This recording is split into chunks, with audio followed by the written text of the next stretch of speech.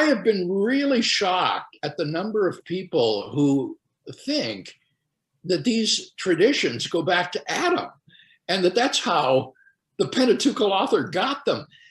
I've never believed that, but maybe that's because I'm not a young earth creationist who think that Adam lived around 10,000 years ago. I've just always assumed that these were revealed by God to the Pentateuchal author, and that his use of sources is no more incompatible with there being divine revelation than Luke's using sources is incompatible with the Gospel of Luke's being inspired and divine revelation. The doctrine of inspiration states not that the authors are inspired, but that the text is inspired. All scripture is inspired by God and therefore profitable, etc. It is the text that we have before us, the canonical text that is God-breathed.